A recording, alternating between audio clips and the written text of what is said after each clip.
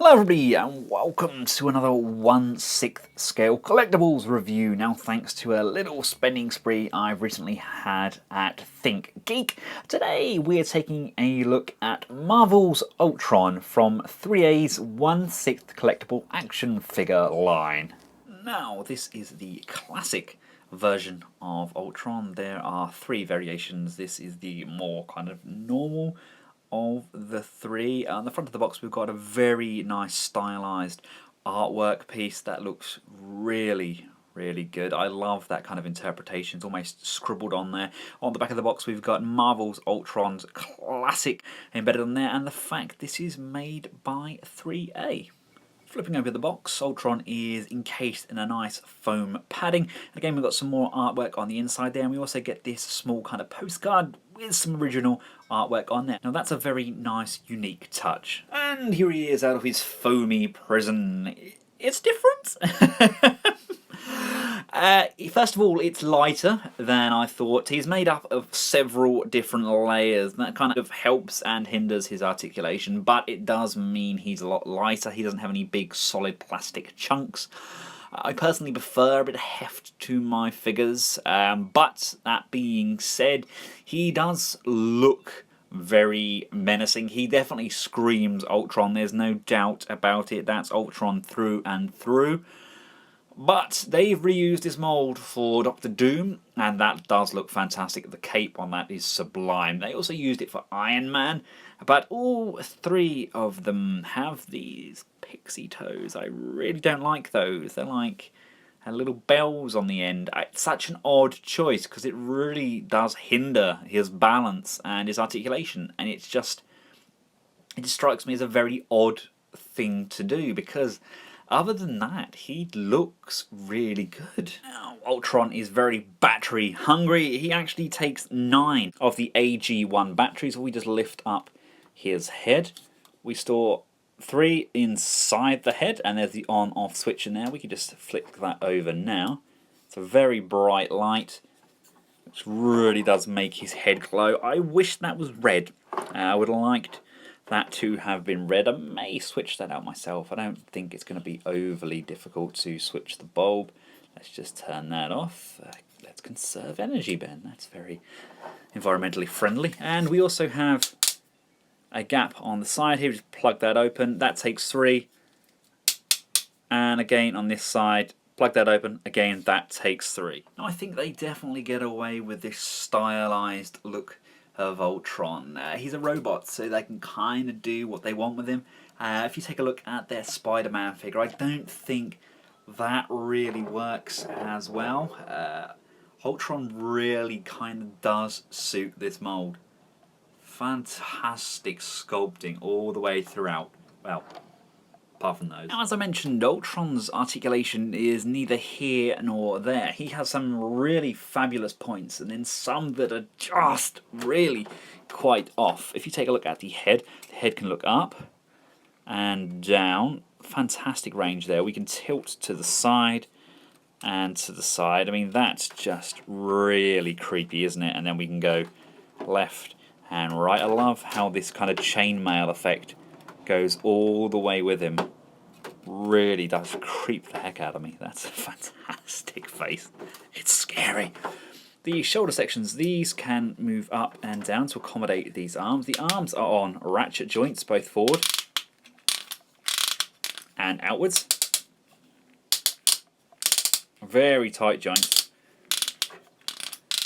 We have the ability to pull the arms outwards, give him a slightly wider look, and inwards. It's a fractional joint, but there's one there nonetheless. Looking at this cut up here, you'd think you have an upper shoulder rotation, but unfortunately there isn't any swivel in there. You don't get any swivel in this bicep section at all. You do get a hidden bend at the elbow, giving us 90 degree. Now I like that. It's almost kind of a rubbery texture on here. It's the first figure I've had that has hidden joints, and that one actually works quite well. I would have liked a little bit more range there, and I definitely would have liked some form of upper bicep rotation.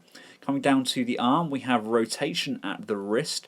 We have up and down pivoting at the wrist. We have individual articulation on the thumbs. They bend in that much and bend out that much. I believe they actually bend out more than they bend in, again, which is a slight odd choice.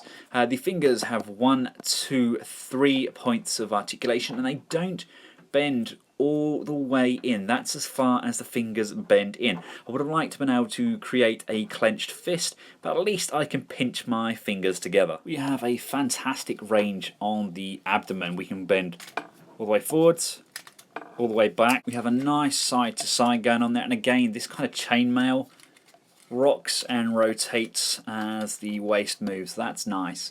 Coming down to the legs, they can come this far forwards, that far back, again on a very nice ratchet. We do get an upper thigh rotation. We can come out to the sides, again on a nice ratchet, go down to the knees. Now I don't get as much of a bend on this knee as I would like. You feel like you want to bring that joint further over, but I think it's actually hindered by this rubbery texture which is used to hide the joints. We also get the ability to extend and subtract the legs, so you can adjust his height. You don't really gain anything from the range. Maybe you can get a little bit more going upwards and downwards. Maybe it's to avoid any hindrance with these sections, but it's a nice touch to have that. Going back to the feet, we do get rotation on the feet. Nice free range there, up and down. Really good pivot on those. And then the toes. We have the ability to bend them up, so we can get a fantastic running pose. It's a nice tight joint on there. But they don't go down any more than that. So you're never going to be able to get a flat foot. All of this surface here is completely lost. It's literally balancing on the heels and this section here. Which, now don't get me wrong, he's still a very dynamic figure, but it really does take away his ability to be more natural, to get a very natural standing pose. Taking a look at Ultron's back, we've got these really nice sculpted kind of thruster sections on. We've got a very shiny set of buttocks there, and we do get this switch on the back there, so when we push that in we get these lights appear on the front. Of course we can push and lock that into place. And for a quick scale comparison, here he is alongside Not Toys Groot and the ThreeA Jon Snow. He's definitely a good size figure. Now that's a very good proportion in my mind. So there we have Ultron, ladies and gentlemen. The sculpt is very nice. The suit of armor-esque body styling definitely works. But he does have flaws. Those fingers need to be able to clench into fists. He needs a little bit more weight to him. I would have liked a red LED in his head. And those shoes, man, they are terrible. Now, although he is made of a thinner plastic, he does not feel like he's going to break. I'm quite heavy-handed if you've seen any of my other reviews, and he feels nice and solid in hand. Those joints are very nice. It's refreshing to have some ratchet joints on a 1/6 figure, and the articulation on his neck, the ability to leer and look round corners, that's just very eerie and scary. I like the LEDs built into the chest, and all in all, I'm not horrifically disappointed with my purchase, but I think it's only fair to bring those things up as nitpicks. Now, do you guys need this in your collection? If you are a Marvel kind of Avengers collector, then yes, I think this can definitely work because of its scale, its appearance, and yes, it doesn't have that movie aesthetic, but then look at how many Ultrons Ultron went through. He ended up having his Ultron Prime, but this could easily have been one of his bodies, which then made its way to Doctor Doom, and then Doctor Doom modifies the chassis and turns it into his armor. Yes, that's the story I'm going with, and I'm sticking to it.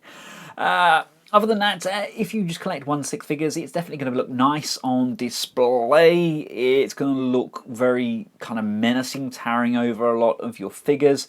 But personally, I think this is more aimed at those 1/6 Marvel fans. Once again, I would like to thank the guys over at ThinkGeek for supplying an exceptional service. My son absolutely loves the gift we got him, and I adore this. Thanks everybody for watching. If you found this video useful, feel free to give it a big thumbs up, share, and subscribe, of course. And if you want to pay those guys at ThinkGeek a visit, I've included a link to their store. That's available to click in the description below this video. Until next time, from myself and Marvel's Ultron, thanks for watching, goodbye.